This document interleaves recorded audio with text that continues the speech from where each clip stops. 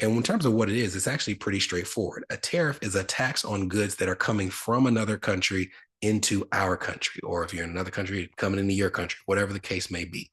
And that tariff or that tax is going to be paid at the port of entry. So in our country, we have the CBP, the Customs and Border Patrol. And the tax is going to be paid when the good comes into the country by the company that's bringing it into the country. And it's a pretty straightforward line to draw to say that if I am a company that's bringing a product across the border and it's costing me 25% more to do so now than it did a month prior, then at some point, I'm going to have to make the decision of whether I eat the cost, which companies are going to do up to a certain extent because they don't want to piss off their customers, or do I pass a portion of those costs on to my consumers?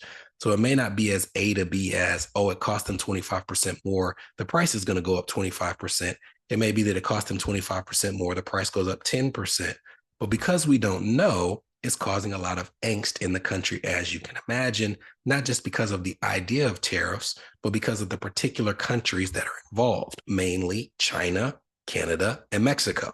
And if you look at the different areas of our economy, it doesn't take a genius to understand why this might impact some things that we buy on a regular basis. When it comes to China, it doesn't just have to be like an entire part or electronic that's made in China completely. There are certain parts and supplies that are made in China that go into products that may be manufactured elsewhere, but now it's costing that manufacturer more to get that part over to this country than it did before.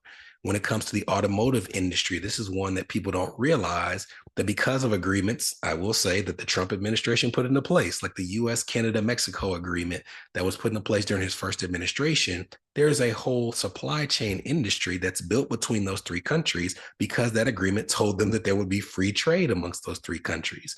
And while we don't realize it, parts that go into making cars go over and across the border multiple times in the process of producing one vehicle. So it's not as simple as, building a car in Mexico, bringing it across the border and paying 125% tax. If products go across the border 3 or 4 times, they're going to pay that tariff each time they go across. So it could have a monumental impact on the price that you pay for a car.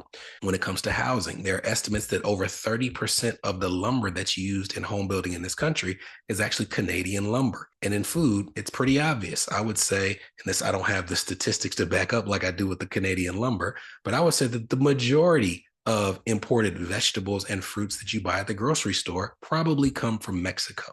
So last week, I was actually reached out to by a reporter from Kiplinger, and I contributed to an article talking about tariffs and how consumers can potentially respond or prepare themselves. So what I want to do in this episode is go after the break through different areas like food, like housing, like cars, and general finances, and give you some tips for how you can prepare if these tariffs are going to impact you in a major way.